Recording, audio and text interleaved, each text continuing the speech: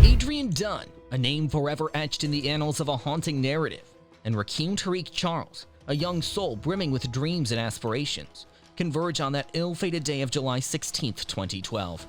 Little did they know that this rendezvous would plunge them into a heart-wrenching nightmare from which there would be no escape. Watch the full video to see what happens next.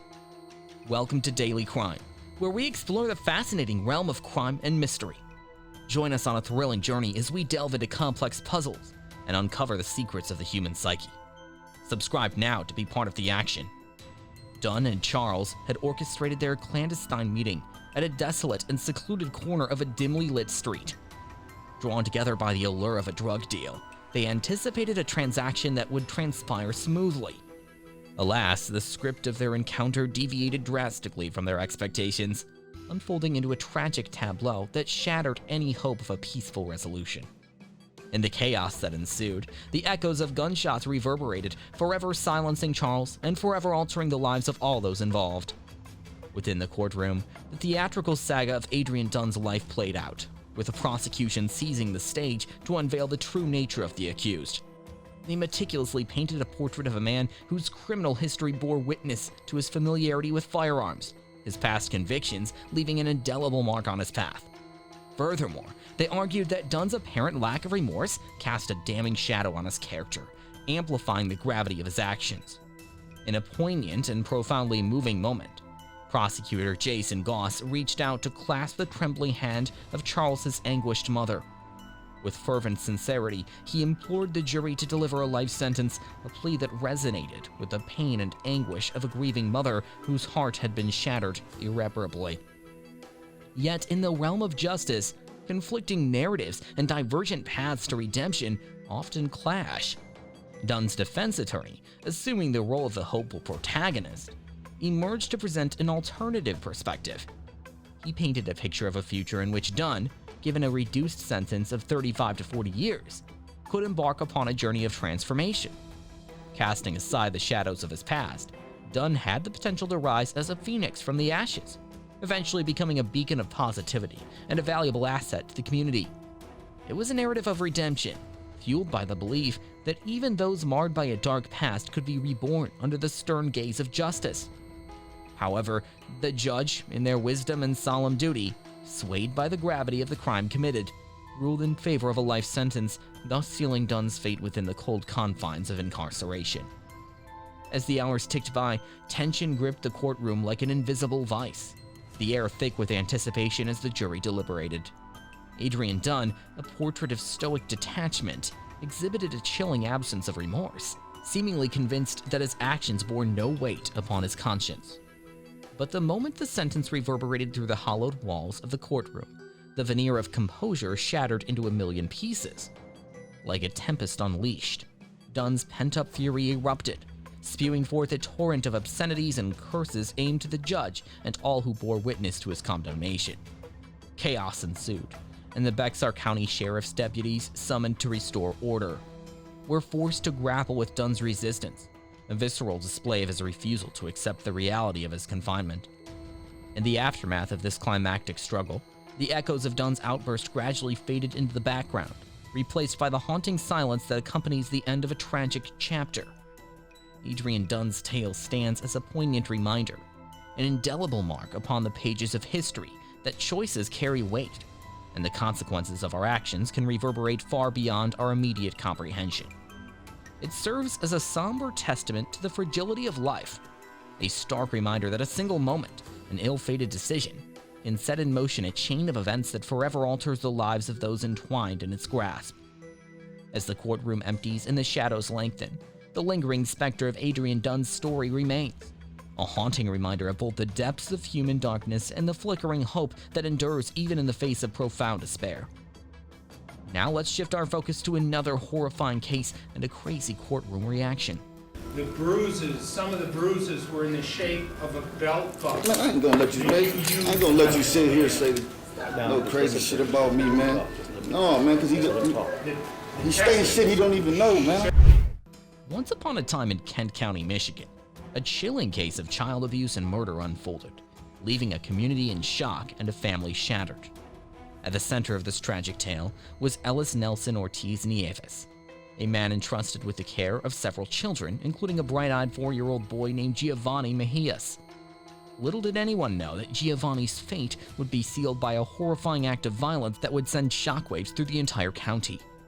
It was an unfortunate day, one that would forever be etched in the memories of those involved. As the details of the case emerged during the trial, the heart-wrenching truth slowly unveiled itself, leaving everyone in a state of disbelief and sorrow.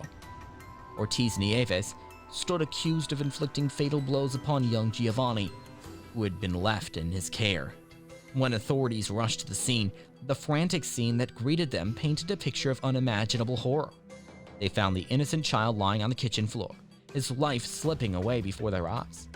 Despite their desperate efforts to save him, Giovanni was pronounced dead shortly after. The subsequent autopsy, conducted by skilled and dedicated forensic experts, revealed a shocking and gut-wrenching reality that sent shivers down the spines of those who heard it. Giovanni's fragile body bore the marks of extensive abuse, with bruises covering him from head to toe. The examination further exposed internal bleeding caused by a savage abdominal tear, likely inflicted by the hands of an adult. Additional injuries marred the victim's head, lower back, and buttocks, including the horrifying revelation of healing broken ribs. These agonizing findings painted a picture of unimaginable suffering endured by Giovanni, a young soul whose life was cut tragically short. During the trial, the defense, in a desperate attempt to shift the blame and create doubt, suggested that Giovanni's 10-year-old brother may have been responsible for the horrific injuries. However, the prosecution's case stood strong, fortified by compelling evidence that pointed to Ortiz Nieves as the true perpetrator. The severity and extent of Giovanni's injuries made it abundantly clear that a child could not have been the cause. The jury, captivated by the prosecution's compelling argument, saw through the smokescreen of the defense and delivered a guilty verdict, holding Ortiz Nieves accountable for his heinous actions. In the end, justice prevailed, and Ellis Nelson Ortiz Nieves was convicted of a felony murder and first-degree child abuse. The weight of his heinous crimes came crashing down upon him as Kent County Circuit Court Judge Mark Trusock, in a resolute and unequivocal manner, pronounced the sentence that would forever alter Ortiz Nieves' life. He was sentenced to life in prison without the possibility of parole. Judge Trusock, acknowledging the monstrous nature of the crimes committed, made it abundantly clear that Ortiz Nieves should never be allowed to walk free again. In a courtroom filled with tension and raw emotion, a tragic tale of unspeakable cruelty unfolded. As the judge meticulously recounted the horrifying details of a 4-year-old's beating death, the accused, Ellis Nelson Ortiz Nieves, fought against the restraints that held him, desperately attempting to resist the grip of the Kent County Sheriff's deputies. It was a futile struggle, though, as he was shiftily hauled out of the courtroom, his voice echoing with shouts of defiance and anger.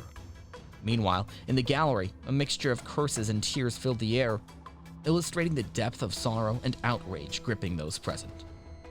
Kent County Circuit Judge Mark Trusock, undeterred by the defendant's outburst, resolutely confronted Ortiz Nieves, labeling him as a monster before delivering his damning words. Giovanni, a defenseless child, had suffered immeasurably under the care of Ortiz Nieves, the boyfriend of his mother, Sonia Hernandez, who shockingly continued to support him. Judge Trusock detailed the extent of Giovanni's injuries, describing how his entire body was bruised from head to toe, exhibiting the scars of unspeakable violence. 7 broken ribs, a ghastly bruise shaped like a belt buckle, and a fatal blow to his stomach resulting in fatal internal bleeding. A litany of unimaginable abuse inflicted upon an innocent soul. Sheriff's deputies promptly led the agitated defendant out into the hallway, where he remained while the judge presided over another case. Upon returning, Ortiz Nieves appeared somewhat calmer, but the judge, determined to deliver his final words, made it clear that justice would be served. With resolute conviction, Judge Trusock spared no words in denouncing the defendant. Judge Trusock then sealed Ortiz Nieves' fate, delivering a sentence of life imprisonment without the possibility of parole for the murder and an additional 80 to 150-year concurrent sentence for the child abuse. Assistant Kent County Prosecutor Travis Early sought to dispel any misconceptions harbored by those who had supported the defendant, emphasizing the strength and evidence presented at trial. Dr. David Start, a forensic pathologist, had testified that the force of the blows inflicted upon Giovanni was akin to the impact of a car crash, leaving no room for doubt regarding the defendant's guilt. Throughout the proceedings, Ortiz Nieves maintained his innocence, asserting that he had not harmed the child, but had in fact attempted to help him. According to his account, Giovanni was sick, and in a misguided effort to alleviate his suffering, Ortiz Nieves poked the child's stomach, hoping to induce vomiting. It was only when the boy's condition deteriorated further that he instructed another child to call 911 and began performing CPR. However, the jury swiftly dismissed his claims, taking a mere hour to return a guilty verdict. As Ortiz Nieves blew a kiss to someone in the courtroom upon entering, a haunting juxtaposition of love and horror, a woman tearfully professed her affection for him, proclaiming, "I love you, Nelson." In a heartbreaking twist to this already devastating story, Sonia Michelle Hernandez, Giovanni's mother, and Ortiz Nieves' girlfriend at the time, was also implicated in the case. In a sorrowful admission, she revealed that she had lied under oath to protect Ortiz Nieves, believing in his love for her. The courtroom was filled with a heavy silence as the judge listened to Hernandez's confession. Eventually, she received her own prison sentence for second-degree child abuse and perjury, as the judge emphasized her failure in fulfilling her paternal duties and the immense suffering endured by her own children. The tragedy of this case extended beyond the loss of Giovanni's life. It revealed the profound betrayal and devastation caused by those closest to him. And that's a wrap. We hope you've had a great time immersing yourself in mysteries, understanding criminals' minds, and untangling intricate deceptions with us. If you crave more heart-racing investigations, mind-bending true crime tales, and captivating analysis, subscribe now. Stay tuned with our upcoming episodes by clicking the notification bell. See you in the next one. Thanks for watching.